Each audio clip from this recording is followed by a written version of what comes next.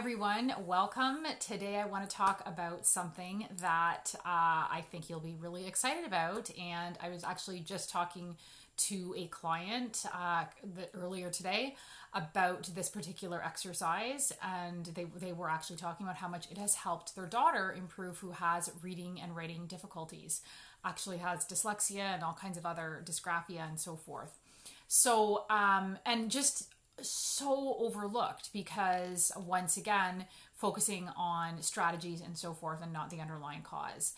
And it's really a case where if this system, the visual motor system, is weak, no amount of tutoring is going to fix the problem. And, so often, as I've said before, we keep trying to reinforce, keep practicing, or these are the kids where if they reverse their B's and P's or their P's and Q's or whatever, and we just keep trying to reinforce that, and that's not going to help them overcome that. It's still going to slow down reading. They're still going to have to think about, these letters and so forth, because there's something off in the visual motor system that is causing them to have issues with maybe letter reversals, poor coordination, struggling whenever they're actually trying to write something down. It could be as serious or exacerbated as dysgraphia. So the focus is always on addressing the skill, right? No, we do not want to address the skill to start. What we want to do is we want to address the weak system that is causing breakdown in the skill. Once that weak system is addressed, then we can start addressing and teaching and applying and practicing the skill, and all of a sudden everything just comes together. And I will be talking about these weak systems, these root causes, in my free live training, which is coming up on Saturday, November 21st at 10 a.m. Eastern. So be sure to sign up. I will put the link in the comments below.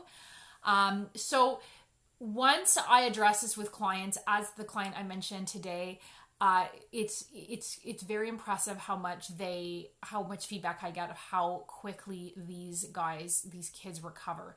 And I want to, just be clear that it doesn't always have to be so complicated. And we have this mindset that it has to be so complicated and it's going to take forever to, overcome this challenge, whatever that looks like for your child.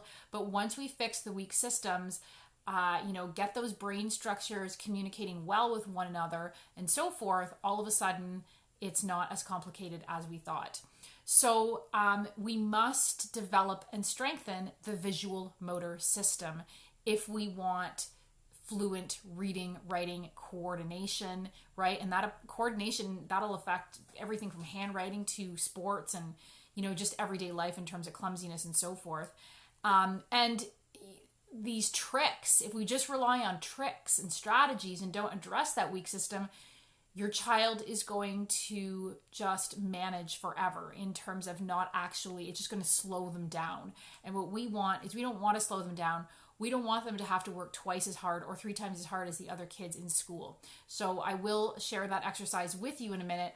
But what I want to talk about first is just understanding the visual motor system so that this makes sense.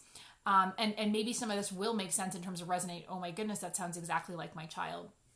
So researchers found that the visual motor system and the visual motor skills are crucial for early development, to lay the groundwork for strong foundations in academics and just in general in life, the ability to even focus, sit still, all of that type of stuff. And we use it every day. We use our visual motor system all of the time for all of the movements we do, whether it's reading, writing, going about our day, and we don't really think about it. The only time we're going to notice it is if it's weak, then it's going to throw everything off. And that is what we see with these kids who struggle with learning and behavior, is that this system is weak and it's affecting their coordination, it's affecting their reading, it's affecting their ability to copy things down from the board. And so it makes it, all of a sudden life just becomes so hard, and there's all these management tools. So basically how it works is that the visual system takes in the visual stimuli into the brain through the eyes and so forth. This all happens in like nanoseconds, right? It's the visual system that perceives and has to carry out with the, kind of communicate and work basically in conjunction with the motor system to coordinate what everything is going to do. So basically the visual system, the eyes, is coordinated with the motor system. And don't forget, that also involves the vestibular system. We talked about the inner ear earlier this week, and the vestibular system and all of that balance. And I will talk more about that later on, but balance and the vestibular system is very important to eye stability. So if your child has issues with reversals, writing, dysgraphia, not being able to sit still, all that type of stuff, this could all be linked to visual motor vestibular. Okay, so I'm not going to get into vestibular today, however. So the visual motor system coordinates body movements, and basically it coordinates everything from our limbs, so the hands, like me, always moving them, as well as, the legs and so forth, and then right down to our fingers. So being able to write, being able to maneuver something, being able to cut, how we say there's so much talk about kids can't cut today. They don't have those really nice fine motor skills, or their handwriting is deplorable compared to 30 years ago. And that's because they have weak visual motor systems. And so I will talk more about the whys of why more and more kids have these weak visual motor systems in the live free training that I'm doing on Saturday on November 21st. But for now, just understand that this system assists with balance, coordination, eye tracking, attention, focus, all of that stuff that makes our kids successful in school and in life. Because this isn't just about academics. This is about being able to play sports with your friends, or being able to, write legibly, and not just for class, being able to do those fine motor skills that we want to do at home because we have a hobby. And so this is so much more than just, the star student. So if the system is weak, what it will look like, or can look like, is poor hand-eye coordination, which, as I mentioned, will affect sports, handwriting, daily movements. But know that poor hand-eye coordination is essential for fluent reading. And a lot of people don't realize that. Parents are often surprised whenever one of the, I hate the word strategies, but things that we do in my program is we work on hand-eye coordination to improve the dyslexia, because hand-eye coordination is crucial to the overall functioning of the brain's ability to read and scan the letters properly and so forth, and the writing and all of that I won't get into, and the timing in the brain. But anyway, I won't go on about that today. So yes, it will affect fluent reading.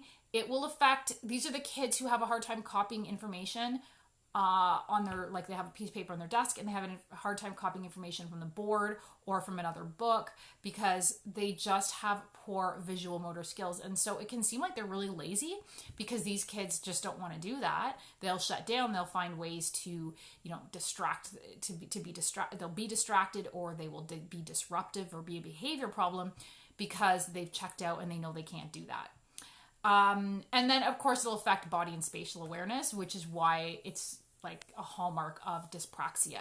So I see this a lot with reading disorders, dysgraphia, writing difficulties, as well as dyspraxia, diagnosed or not diagnosed, it really doesn't matter. And then when we start working on that system, big improvements can really start to happen. So why does this occur? I will touch on it today, but like I said, I will talk more about all of the root causes and whys in the free live training that I'm doing on Saturday.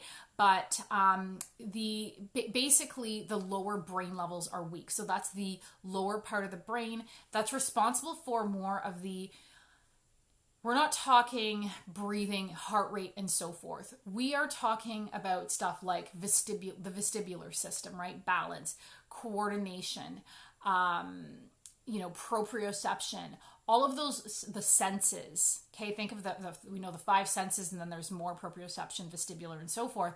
And so if that system is weak, if those lower brain levels are weak, what happens? The brain is brilliant. It does the best it can, and it knows that there's an essential, these functions have to happen before planning, reasoning, critical thinking, analyzing, organizing, all of those skills that should happen in the cortex that are very important for academics. They take the back seat If this is weak, the cortex will say, okay, if you're not going to do your job, I will do it for you. And so what happens is all of a sudden the cortex is busy doing this guy's job. So then what happens is it's not free to do all of these higher order critical thinking skills that the cortex really should be doing. And I'm not going to get into that anymore today. Like I said, I'll be talking about it in the live training on Saturday. Link will be in the comments below to sign up to reserve your spot. But and I will be talking about it more in future videos because we just can't cover it all today. So what are the mechanisms behind a strong visual motor system? So number one is having good core posture. And I was just talking to another mom today, actually, who said, oh my goodness, this makes so much sense. My mother is a Pilates instructor, and she actually said that my daughter has terrible core strength, and this child has dyslexia. What a shocker. Visual dyslexia. And so good core posture is essential for the coordination of the eyes, because if the core is weak, it coordinates basically all of the other muscles in the body, including the eye muscles. And so these could be the kids who say the words move around, the words bounce around, they're reversed, whatever.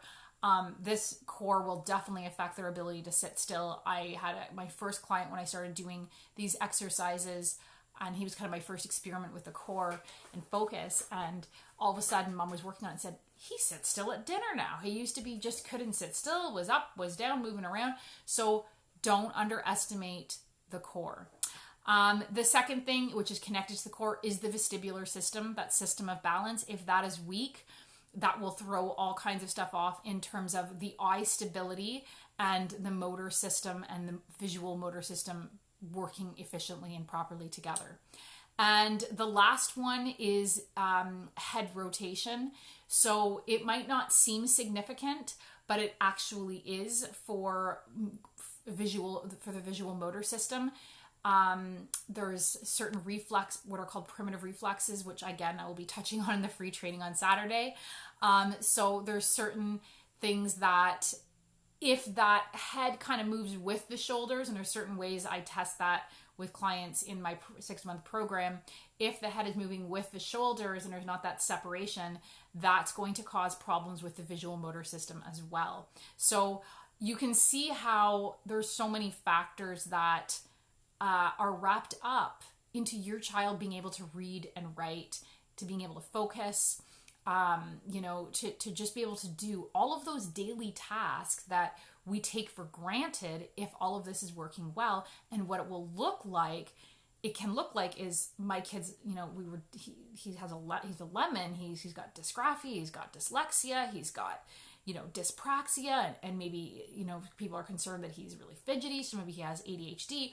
And it's not normally, just visual motor. In my experience, there's more than one root cause, but just understand that that is a huge one, and one that you want to address, because as the research shows, it is crucial for everything to work properly. So let me know in the comments below, do you see this? Does your child have any of these symptoms? Do they have a diagnosis specifically related to this? And what have you tried? Have you tried core strengthening exercises? Because that is my recommendation to you. Try core strengthening exercises. So the number one exercise I'm going to give you today, just something really simple. Have your child do the Superman almost every day, if not every day, and try to get them to hold it for the research said that they should be able to hold it at age 7 for 2 minutes. And I bet you they can't, because not too many of my clients can. If you're seeing that they're wobbling, the minute they if they can get their hands and legs off the ground, then you know that something is not right, or they can't hold it for very long. And the next thing you can do to challenge that is do what's called the cortex challenge. Have them do the Superman, and if they say, no, I can hold it, see if they're straining, and then see if they can talk about something else while they hold that position. And if they can't hold that position and talk about something else, that means the cortex is doing the job, not the lower brain levels. And what that tells me, or what we know, is that that is a weak a weak system that needs to be corrected. So let me know in the comments below, and please, if you decide to try this exercise at home tonight, hop back on, let us know what you found. So I will post the link for the live free training that is on Saturday at 10 a.m. Eastern this Saturday, and I hope to see you there. And if you found this video helpful, please share. Thanks for watching.